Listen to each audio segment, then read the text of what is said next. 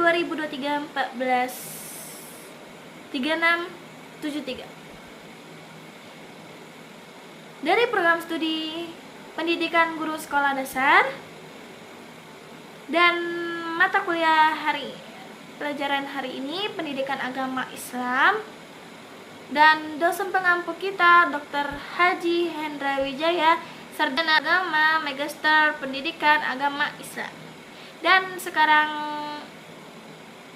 saya menjelaskan tentang tugas bagaimana manusia bertuhan. Konsep spiritualitas sebagai landasan kebertuhanan. Pada dasarnya, hati manusia itu bersifat universal, dengan catatan manusia itu telah mencapai titik fitrah, good sport, dan terbebas dari segala paradigma dan belenggu. Dalam keadaan seperti ini, manusia merasakan ketenangan jiwa yang mendasari segala tingkah lakunya dan menggunakan suara hati sebagai panutan hidupnya menuju sebuah kebenaran. Bismillahirrahmanirrahim. Sebagai firman Allah SWT dalam surat As-Sajdah ayat 9 yang artinya, kemudian dia menyempurnakan dan meniupkan ke dalam roh ciptanya dan dia dijadikan bagi kamu pendengaran, penglihatan, dan perasaan hati, tetapi kamu sedikit sekali bersyukur. B. Alasan mengapa manusia memerlukan spiritualitas. Di situ dia ada 6 macam. Kita jelasin ya. 1.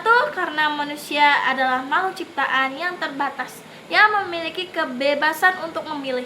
2. Untuk menjaga integritas dari diri kita di tengah realita dunia yang pernah dan tak menentu. 3. Untuk mengembangkan hati nurani yang takut akan Tuhan. 4. Untuk mengendalikan dorongan ego dalam diri kita. 5. Menyadarkan bahwa panggilan hidup kita adalah anugerah pemberian dari Tuhan. 6. Sarana untuk melatih kepekaan diri kita di dalam mengali makna kenyataan hidup. C. Mengali sumber psikologi, sosiologis, filosofis, dan teologis tentang konsep ketuhanan. 1. Bagaimana Tuhan dirasakan kehadirannya dalam perspektif psikologis. Menurut hadis Nabi, orang yang sedang jatuh cinta cenderung selalu mengingat dan menyebut orang yang mencintainya. Man ahaba sya'in katsura zizkuru. Kata Nabi, orang yang bisa diperbudak oleh cintanya. Man ahaba sya'in fahuwa abduhu. Kata Nabi, juga ciri-ciri cinta sejati ada 3. 1. Lebih suka berbicara dengan yang dicintai dibandingkan dengan yang lain. 2. Lebih suka berkumpul dengan yang mencintai dibandingkan dengan yang lain. 3. Lebih suka mengikuti kemauan yang dicintai dibandingkan kemauan orang lain, bahkan daripada dirinya sendiri. Gitu. 2. Bagaimana Tuhan disembah masyarakat dalam perspektif sosiologis. Dalam sosiologis, agama dipandang sebagai sistem kepercayaan yang diwujudkan dalam perilaku sosial tertentu, berkaitan dengan pengalaman manusia baik sebagai individu maupun kelompok. 3. Bagaimana Tuhan dirasionalisasikan dalam perspektif filosofis.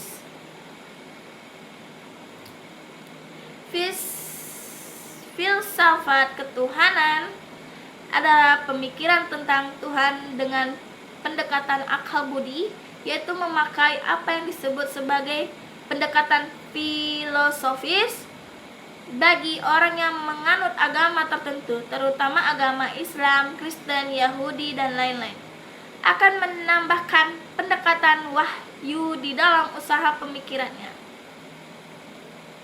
Jadi filsafat ketuhanan adalah pemikiran para manusia dengan pendekatan akal budi tentang Tuhan.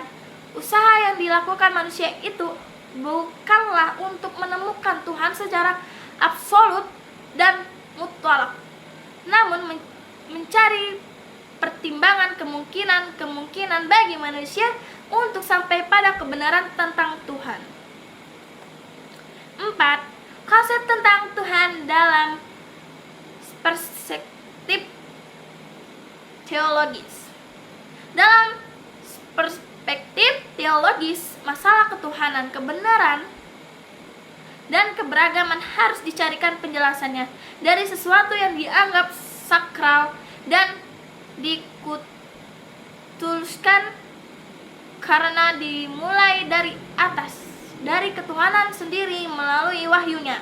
Artinya, kesadaran tentang Tuhan, baik buruk, cara beragama, hanya bisa diterima kalau berasal dari Tuhannya sendiri. Tuhan memperkenalkan dirinya. Konsep baik buruk dan cara beragama kepada manusia melalui berbagai pernyataan baik yang dikenal sebagai pernyataan umum seperti percintaan, alam semesta, pemelihara alam, pencipta semua makhluk, maupun pernyataan khusus seperti yang kita kenal melalui firman-Nya dalam kitab suci. D. Membangun argumen tentang cara manusia meyakini dan mengimani Tuhan.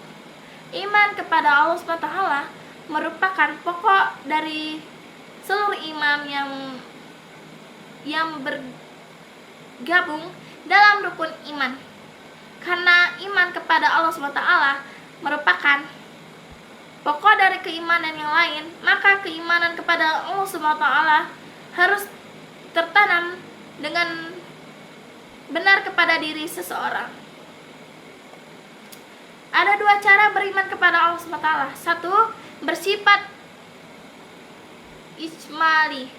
Cara beriman kepada Allah SWT yang bersifat ijmali maksudnya adalah bahwa kita mempercaya Allah SWT secara umum atau secara garis besar.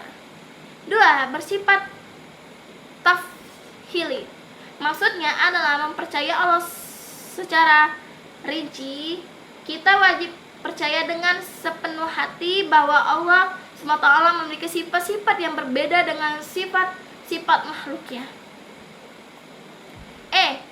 Mendeskripsikan esensi dan urgensi visi ilahi untuk membangun dunia yang damai agar manusia dapat tetap konsisten dalam kebaikan dan kebenaran Tuhan.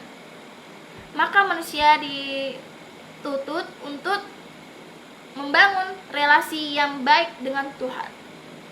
Manusia tidak akan mampu membangun relasi yang harmonis dengan Tuhan apabila hidupnya lebih didominasi oleh kepentingan ragawi dan bendawi.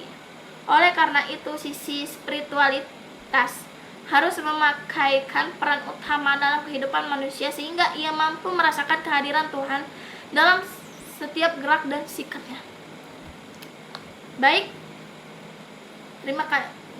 sekian itu saja presentasi saya. Ada kesimpulannya.